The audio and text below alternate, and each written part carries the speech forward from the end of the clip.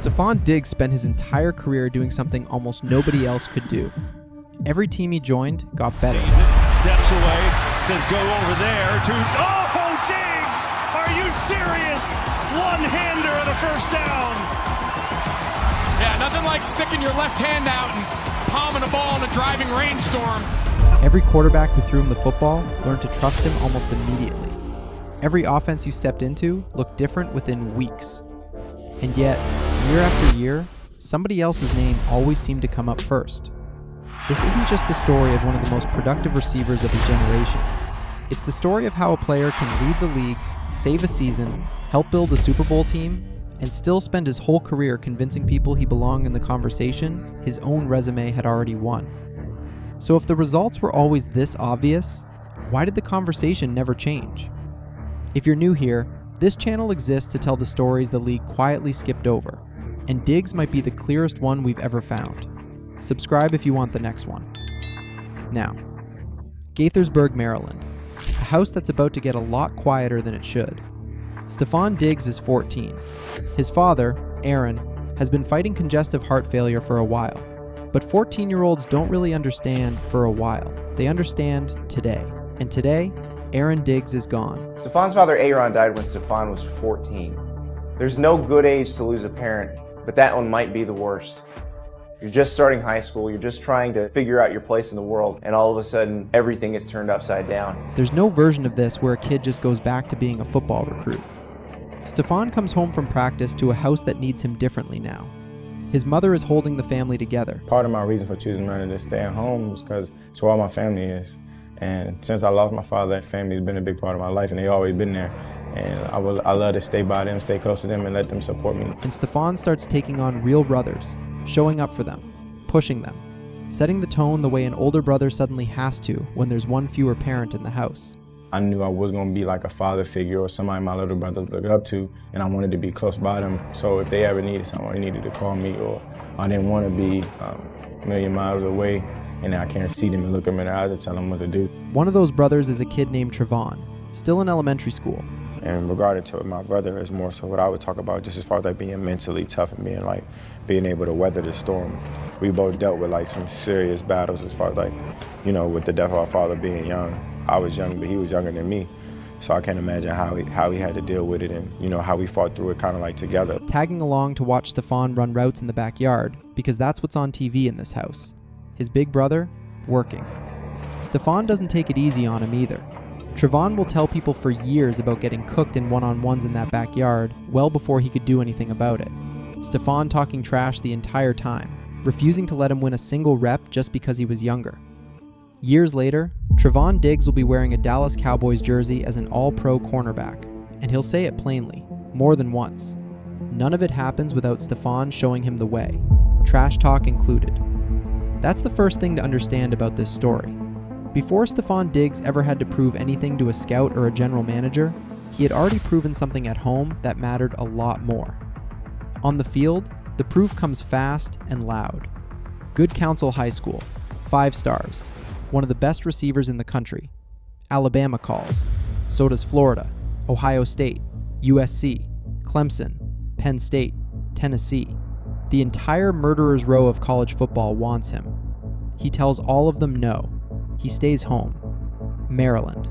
A 5-star recruit turning down Alabama for a program that hadn't sniffed the national title in decades made recruiting analysts do a double take. Because Stefon Diggs has never once chased the biggest spotlight in the room. He's just never had the spotlight chase him back. Freshman year at Maryland, 2012.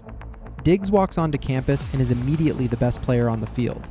54 catches, 848 yards, 6 touchdowns, plus punt returns, kick returns, snaps out of the backfield. A 5-tool weapon in a Big Ten uniform most of the country isn't watching yet. Then his own body starts working against him. 2013, he plants awkwardly on a routine play. Broken fibula. Season over before it really starts. 2014, a hit to the midsection turns into something much worse. A lacerated kidney. Same outcome. Done for the year. Picture it from the outside. A player people were calling one of the best receivers in the country hasn't finished a full college season in 2 years. Not because the flashes weren't real, They were undeniable when he was on the field, but because he can't stay on the field long enough to prove it over a full year. NFL scouts don't see a bust. They see a risk. Not, can he play? Nobody's asking that. The question that starts following him into draft meetings is, can his body hold up at this level? So when April 2015 arrives, a player once mentioned in the same breath as first-round talents watches the draft unfold without his name.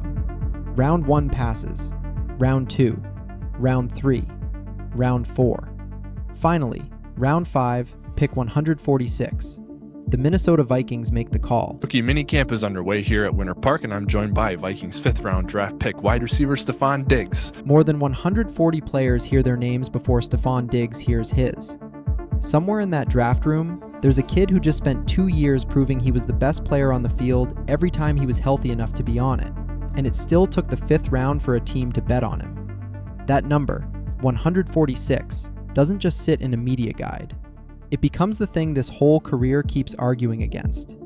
Nobody in Minnesota's building expects much from pick 146 in year 1. Then injuries in front of him open a door, and Diggs doesn't just walk through it, he sprints.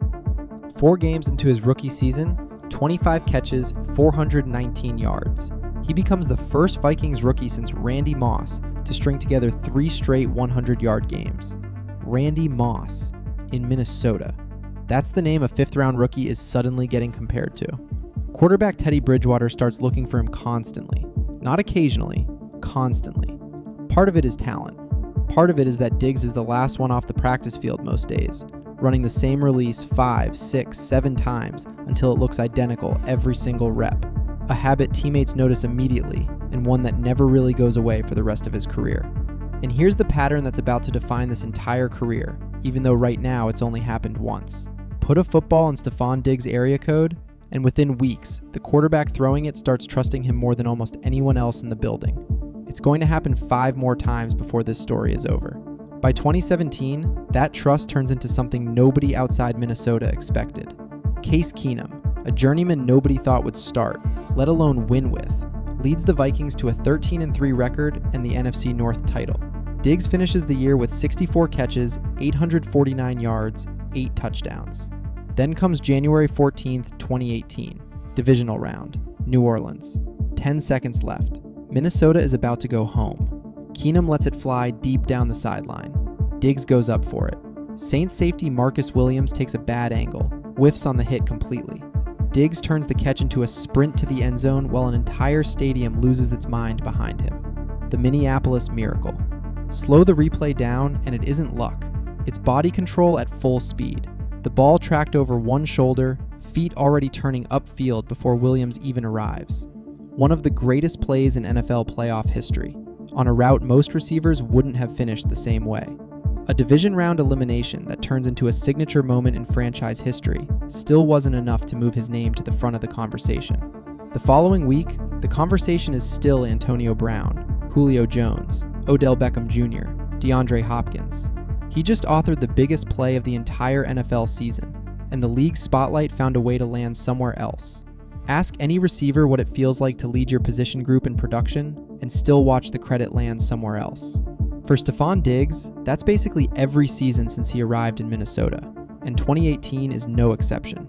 Kirk Cousins arrives that year on a fully guaranteed contract, under enormous pressure to prove he's worth it. When a drive stalls in the 4th quarter, it's not the flashiest read on the play sheet he leans on. It's the receiver already breaking open on the sideline. Cousins targets Diggs more than anyone else on the roster in the biggest moments of that first season together. Same pattern, different quarterback. Diggs finishes with 102 catches, 1,021 yards, 9 touchdowns. His first true Pro Bowl caliber season. And that same year, the biggest receiver storyline in Minnesota still belongs to Adam Thielen's breakout instead. 2019, 63 catches, 1,130 yards. Nearly 18 yards every single time he touched the ball. 6 touchdowns. One of the most efficient deep threat seasons anywhere in football. Barely discussed outside Minnesota's own fan base. By now, Diggs wants more than quiet production inside a run-first offense built around Dalvin Cook. That's not a player being difficult. That's a player who's already delivered a season-saving miracle and back-to-back seasons that would headline most other receivers' careers, and still watches the conversation go elsewhere. He believes he's more than a complementary piece. The numbers already agree with him. The league hasn't caught up yet. Minnesota had finally realized how good Stefon Diggs was. The strange part? They were about to let him go anyway. Buffalo, March 16th, 2020. The trade call goes final. Minnesota sending Diggs to the Bills for a package built around a first-round pick, a move analysts call an overpay for a 26-year-old receiver with an injury history, and one the Bills call the final piece. A team already sitting on a 10-6 playoff roster giving up that much draft capital for one receiver looked, on paper, like an overreaction. Because Buffalo already had almost everything except proof that Josh Allen could become a truly elite quarterback. In 2019, Allen completed 58.8% of his passes.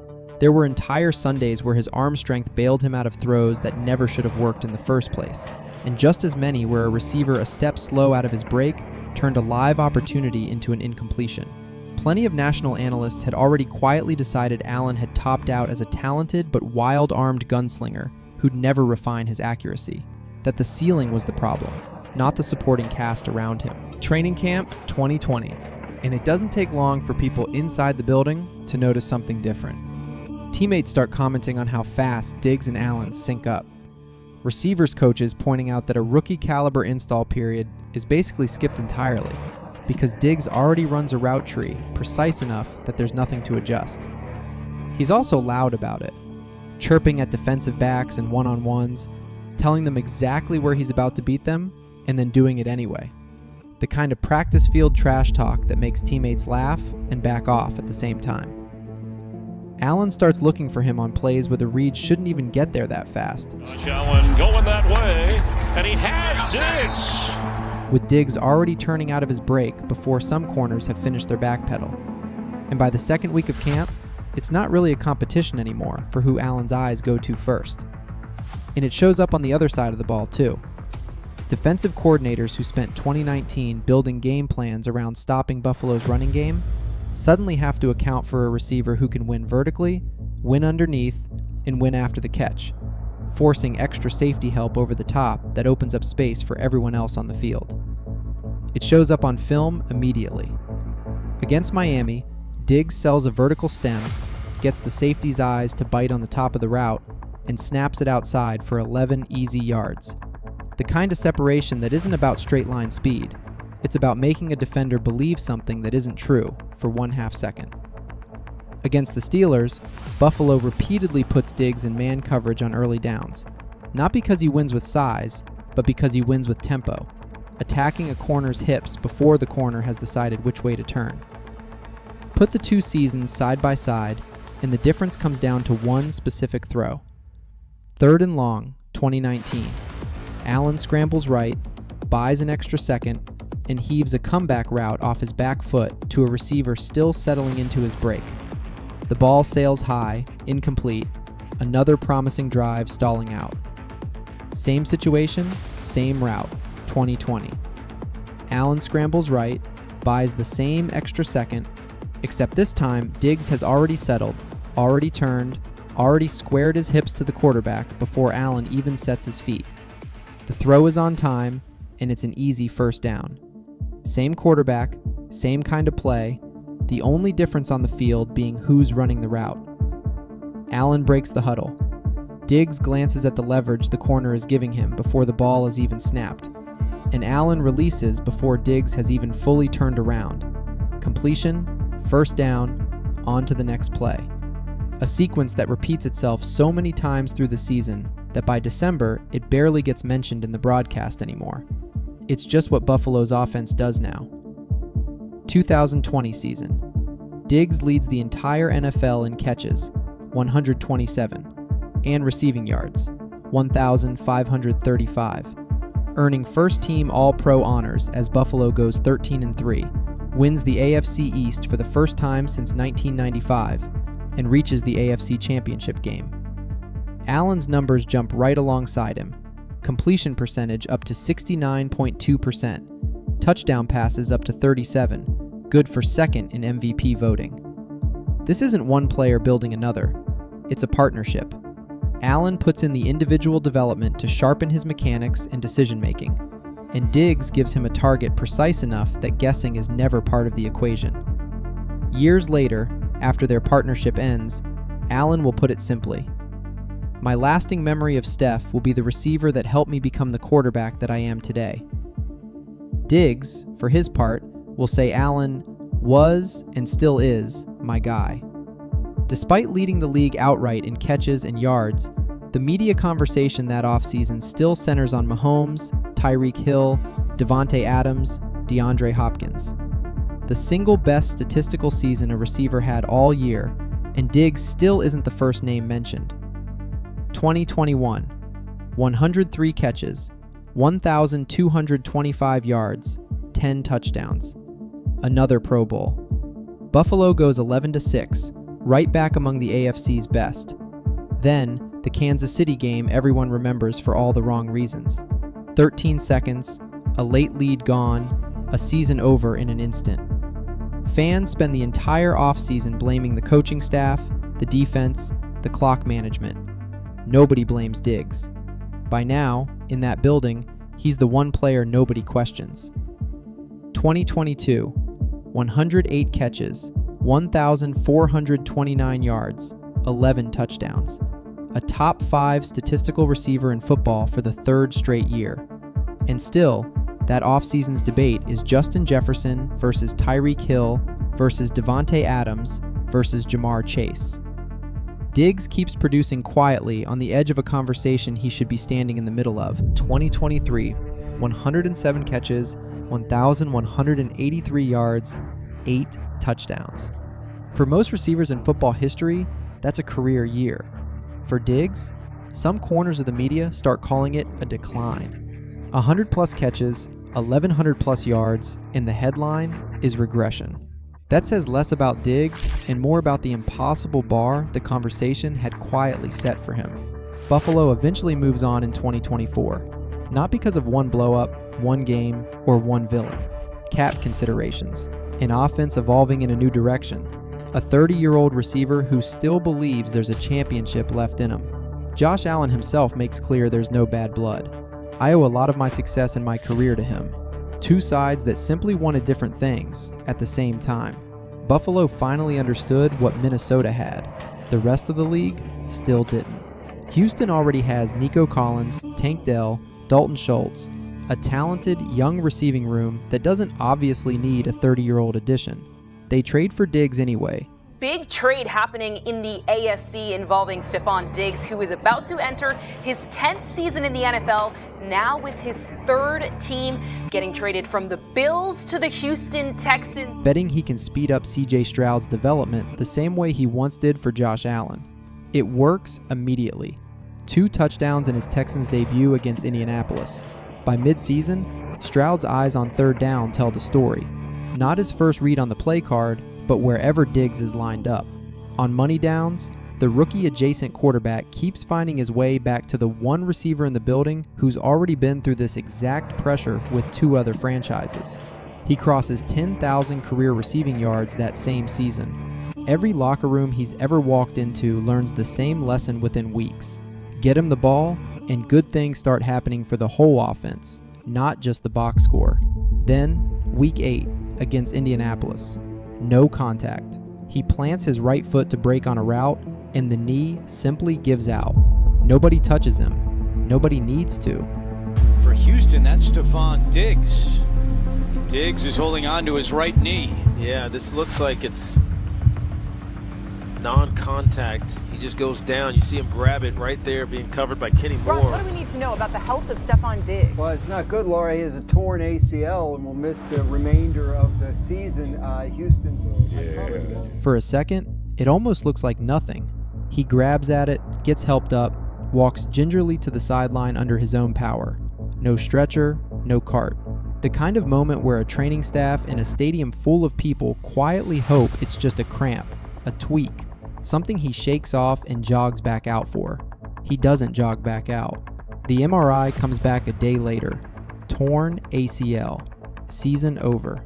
For a receiver already in his 30s, a torn ACL isn't just an injury. It's the kind of injury people use as a quiet, polite way of ending a career conversation. There's no highlight reel for this part. There's a hospital hallway, an MRI result, in a very long silence where a season used to be. Diggs has heard doubt about his body before. The broken fibula at Maryland, the lacerated kidney a year later, the slide to the 5th round because scouts weren't sure he could stay on the field. He answered those doubts by becoming one of the most durable, productive receivers of his era for 4 straight years in Buffalo. Now the question comes back, dressed differently. Not can he stay healthy. This time, it's can a 30-year-old body even come back from this? The questions changed. The doubt didn't. Rehab isn't cinematic. It's the same exercises, the same room, the same knee, day after day, with no guarantee at the end of it. Diggs attacks it anyway, not because he's certain it'll work, but because certainty was never really the deal he made with football in the first place. He's been proving people wrong on a deadline since he was 14 years old. This is just the deadline that scares him the most. Can he still do this at 32? That's the question waiting for him in Foxborough before he's even signed his name. New England takes the bet anyway.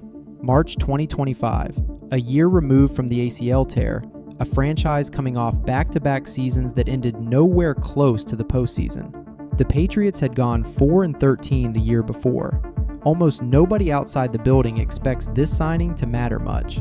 At his introductory press conference, Diggs is asked about his new 23-year-old quarterback, a kid who was still in high school watching Diggs play on Sundays.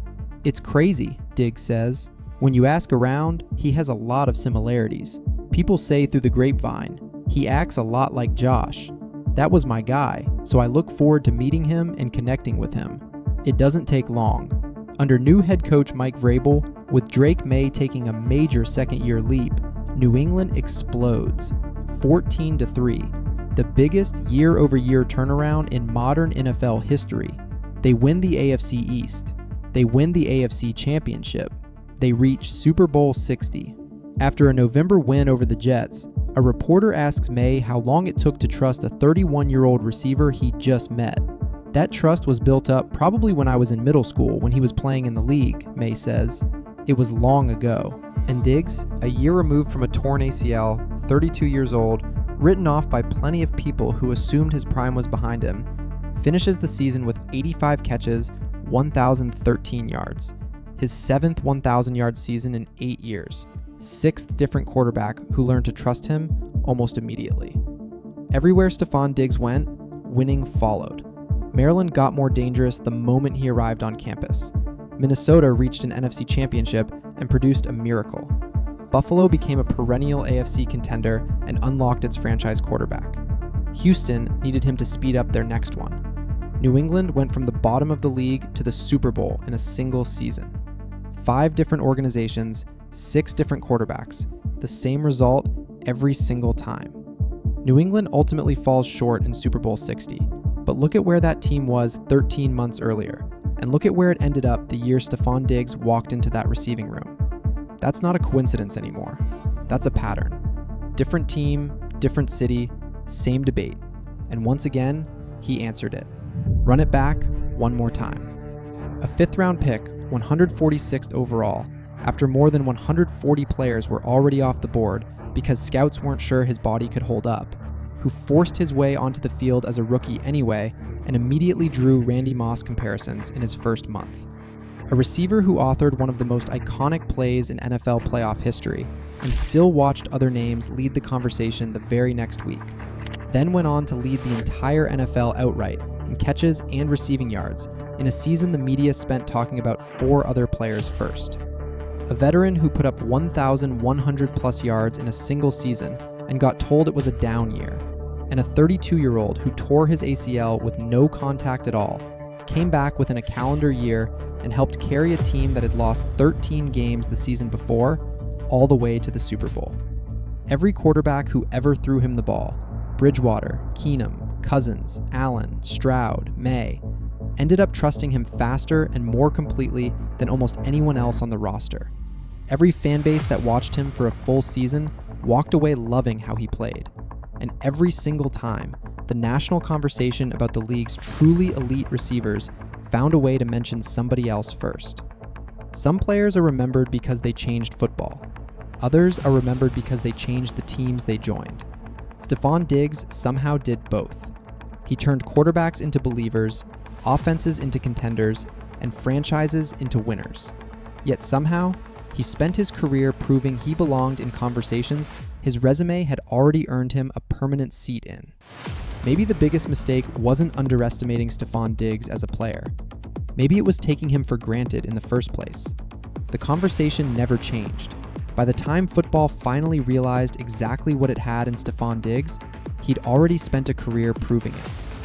If you think there's another player who deserves this same treatment, drop the name in the comments. We read every one of them. And if you haven't already, subscribe. There's a lot more of these coming.